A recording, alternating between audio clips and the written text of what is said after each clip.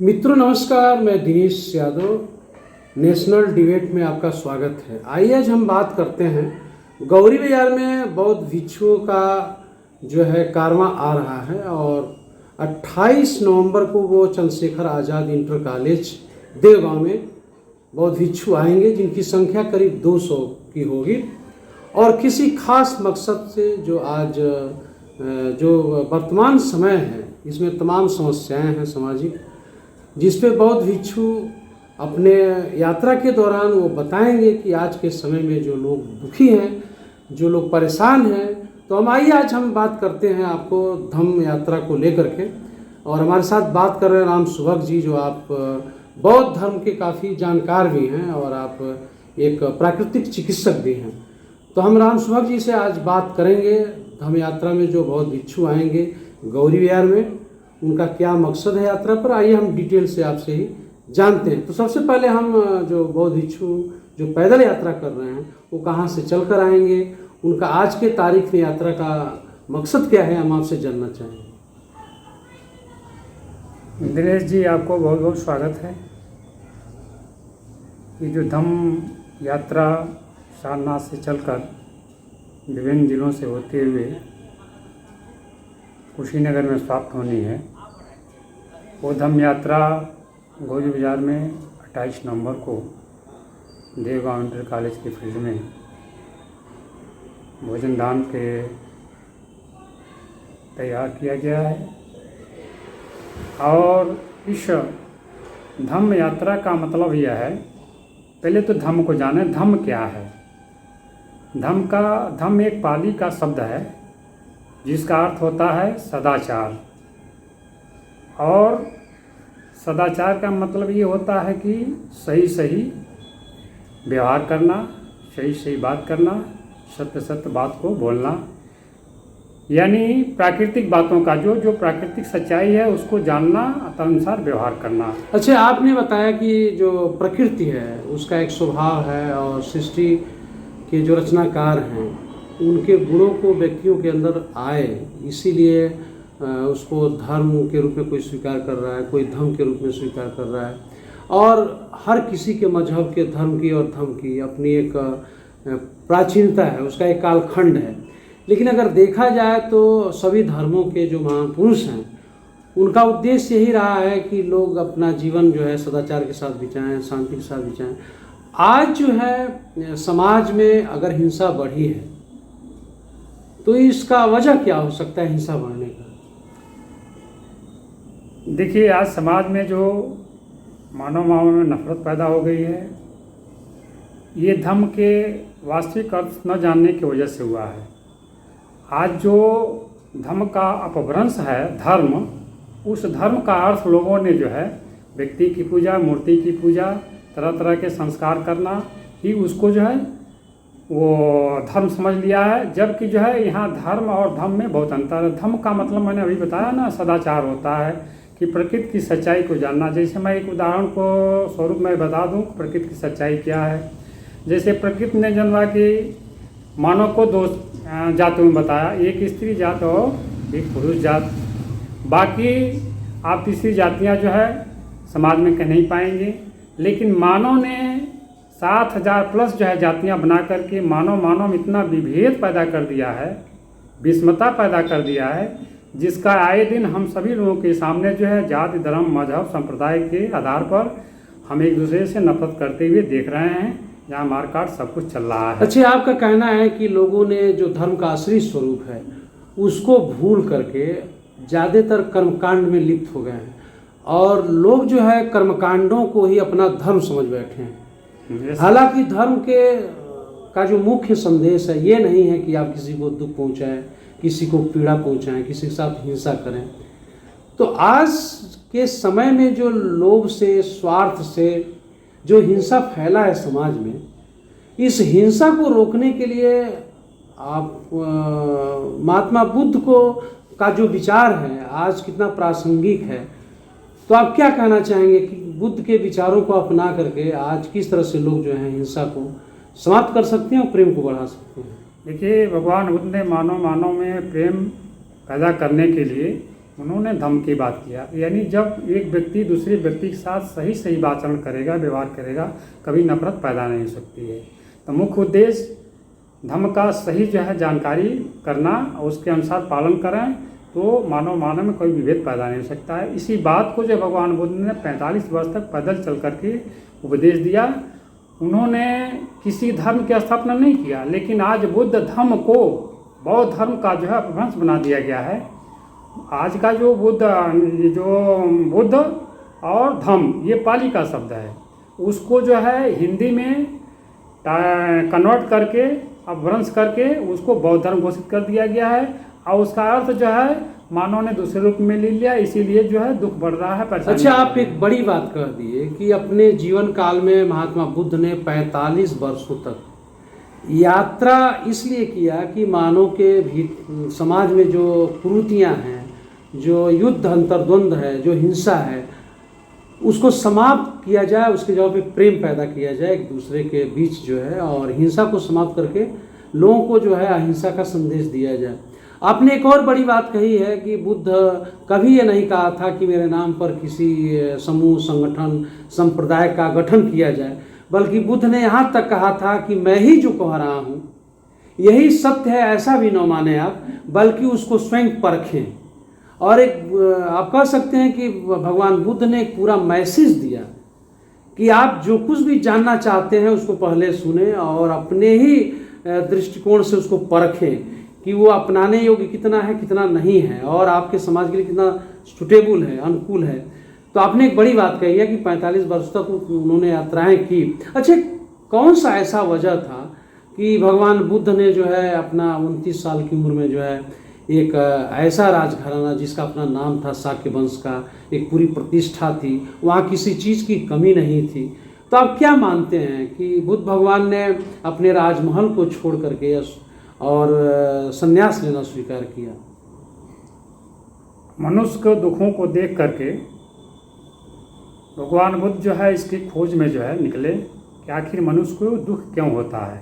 दुख का कारण जो है जानने के लिए उन्होंने जो है 29 वर्ष की अवस्था में अपना घर त्यागा और 6 वर्ष की रिसर्च करने के बाद उन्होंने जो है दुख निवारण का उपाय खोज लिया, जिनको 4 आर सत्य कहा गया है। दुख है, दुख का समुदाय है, और दुख का निवारण भी है, और दुख का उपाय भी है। तो उन्होंने जो है कि दुख का मूल कारण जो है 4 तत्वों में बताया और उस पर आदमी को जो है चलने के लिए प्रेरित किया। अच्छे, जो दुख का संसार में कारण है, जब हम कारण, भगवान बुद्ध ने कहा कि अगर हम कारण जान लेंगे तो उसका निवारण आसान हो जाएगा।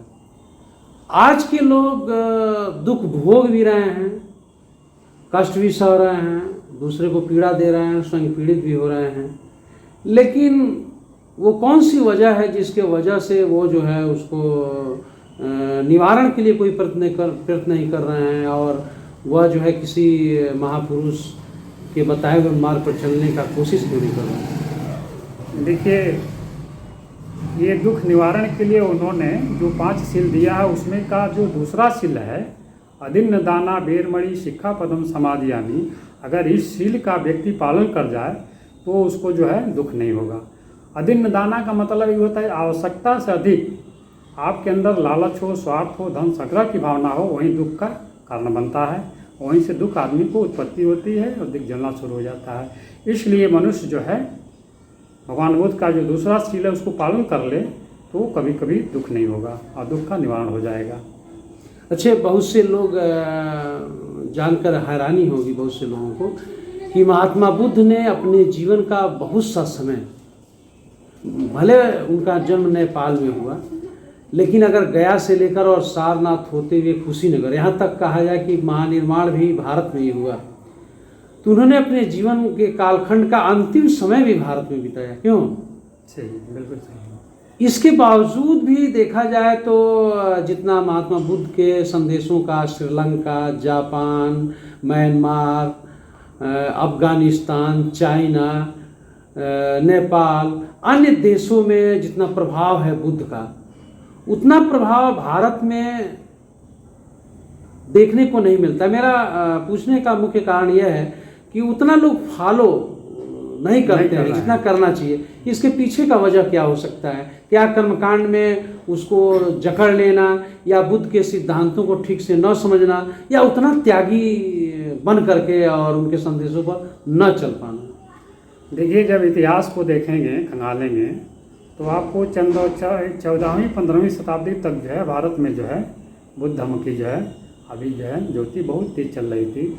लेकिन 15वीं 16वीं शताब्दी में जैसे मुगलों का अटैक हुआ है भारत में, उन लोगों ने आकर के यहाँ की जो है मूल संस्कृति यानी बुद्ध की जो कल्चर था उनमें उन्होंने जो उसका जो बहुत तहस नहस किया। तब से जो है बुद्ध धर्म का लोप हो गया। उन्होंने यहाँ के बौद्ध भिक्षुओं को, उपासकों को मारा पीटा काटा, जिसकी वजह से जो है तमाम लोग जो है अपनी मूल जगह को छोड़ करके इधर उधर चले गए। तमाम भिक्षु जो है भारत को छोड़ करके अगल बगल के देशों में चले गए, और वहाँ भग कर गए तो कुछ अपने साथ जो है साहित्य लेते गए, और अपना जो बुद्ध धर्म का जो सिद्धांत था, शील था, 5 शील था मुख्यतः, उन्होंने जहाँ गए उस देश में पुनः प्रचार प्रसार शुरू किया। इसलिए जनबा कि बगल के देशों में जनबा वो वहाँ बुद्ध धर्म को अपना के लोग आगे बढ़ गए, और भारत में 15वीं 16वीं शताब्दी में मुगलों के अटैक के कारण जो है यहाँ की मूल संस्कृति को तहस नहस कर दिया गया, जिससे यहाँ जो है बौद्ध भिक्षु रहे नहीं। जिसके कारण जो है जब जो है देश का न बुद्धिस्ट कोई राजा रहा, न कोई जो है बौद्ध भिक्षु रहा। जब राजा नहीं रहेगा, भिक्षु नहीं रहेगा, धर्म उपासक नहीं रहेगा, धर्म गुरु नहीं रहेगा, वो तो फिर जो है धर्म का बढ़ावा कैसे मिलेगा? यही कारण है कि भारत से आपकी मूल संस्कृति कट गई, अगल बगल के देशों में आगे बढ़ गई। अच्छे, आपने एक बात कहा है कि मुगल शासक जो आए उन्होंने प्रभावित किया बौद्ध धर्म को। आपसे एक बात जानना चाहेंगे कि मुगल का शासन समाप्त हो गया, ब्रिटिश काल का शुभारंभ हुआ, ब्रिटिश काल भी चला गया, भारत आज़ाद हो गया 1947 में। उसमें अपने ही देश के लोग हैं, अपने ही देश में महात्मा बुद्ध ने इतना भ्रमण किया। महात्मा बुद्ध ने लोगों को पाखंड से दूर रहते हुए अच्छे से जीवन को जीने के लिए कहा। मैं देखता हूं कि जो पॉलिटिशियन हैं जो अपने देश के, जब भी वो विदेश की यात्रा पर जाते हैं, वहाँ ये कहने से नहीं चूकते हैं कि मैं गांधी और महात्मा बुद्ध के देश से आया हूँ। लेकिन वही नेता विदेश में अमेरिका जाएंगे, ब्रिटेन जाएंगे और कहेंगे बुद्ध की धरती से आए हुए हैं, हम सत्य और अहिंसा की धरती से आए हुए हैं। लेकिन वही नेता जब अपने देश में वापस आते हैं तो फिर वो दूसरे अपने अपने जो परंपरागत रिलीजन है जिसमें वो बंधे हुए हैं उसकी बात करने लगते हैं। तब उन्हें बुद्ध नहीं याद आते। आज तो आज़ादी है ना, आज तो किसी का गुलाम नहीं है, आज वो स्वतंत्र हैं और समझ सकते हैं कि क्या सत्य है क्या असत्य है। और आज के समय में जब चारों तरफ दुख ही दुख हो, चारों तरफ लोग पीड़ा ही पीड़ा झेल रहे हो, ऐसे में तो बुद्ध का विचार जो है और प्रासंगिक हो जाता है, उसको अपनाने की ज़रूरत है। तो ऐसे में क्या दोहरी पॉलिसी का ये मतलब नहीं है क्या कि जितना हम विदेशों में जाके डंका पीटते हैं कि हम बुद्ध की धरती से आए हैं, तो क्या उतना ही दम से भारत के भीतर बौद्ध धर्म का प्रचार नहीं होना चाहिए? जहाँ तक पॉलिटिशियन की बात किए हैं, तो पॉलिटिशियन जो फॉरेन कंट्री में जाते हैं, फॉरेन कंट्री में जो यहाँ का जो हिंदू धर्म कहा जाता है वहाँ कोई नहीं जानता है।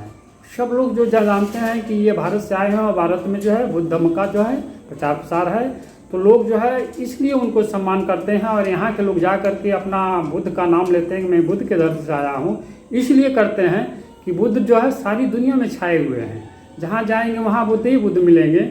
इसलिए लोग जो है भारत को जो है, और बुद्ध धर्म का जो है मूल स्थान जो है भारत माना जाता है, उद्गम भारत माना जाता है। इसलिए यहाँ के लोग जब फॉरेन में जाते हैं बुद्ध का नाम लेते हैं ताकि जो है ये लोग जो हमारा सम्मान करें, और जहाँ बुद्ध का नाम लेते हैं यहाँ के लोग जाने वालों को सम्मान भी मिलता है, इसलिए लोग जो बुद्ध का नाम लेते हैं। बाकी यहाँ जो जितने भी जो है का देवी देवता की यहाँ उत्पत्ति मानी जाती है, फॉरेन में कोई नहीं जानता है। आपने बहुत अच्छी बात कहा कि बौद्ध धर्म जो है एक अंतर्राष्ट्रीय धर्म के रूप में प्रसिद्ध है और दुनिया के सारे लोग बुद्ध को अपनी भाषाओं में पढ़ते हैं, उनके त्याग को पढ़ते हैं, और उन्होंने जो सत्य, हिंसा और शांति के लिए जो काम किया था, वर्षों तक त्याग किया था, इसके बारे में जानते हैं। तो हम इस संदर्भ में बात कर रहे थे कि बौद्ध भिक्षुओं की एक कह सकते हैं कारवां चल करके सारनाथ से गौरीवार पहुंचने वाला है, जो 28 तारीख को सुबह ही गौरीवार पहुंच करके चंद्रशेखर आज़ाद इंटर कॉलेज में वो यहाँ ठहरेंगे कुछ देर के लिए, और साथ में जो भगवान बुद्ध के जो संदेश हैं वो जन जन तक पहुंचाने के लिए और आज के समय में बुद्ध के विचारों को की जो प्रासंगिकता है उसका प्रचार प्रसार करने के लिए आ रहे हैं। तो आप सभी से आग्रह है कि आप आएँ 28 तारीख को गौरिया के चंद्रशेखर आज़ाद इंटर कॉलेज के खेल परिसर में, और भगवान बुद्ध के जो बौद्ध भिक्षु हैं उनसे आप मिलें, उनके विचारों को जानें, और आज के समय में बुद्ध के विचार कितने प्रासंगिक हैं इसको भी आप जानें। हम बात कर रहे थे राम सुभग जी से, आपको बहुत बहुत धन्यवाद। फिर हम मिलेंगे और आपसे जो है समसामयिकी पर आपको बहुत बहुत साधुवाद, धन्यवाद, नमस्कार।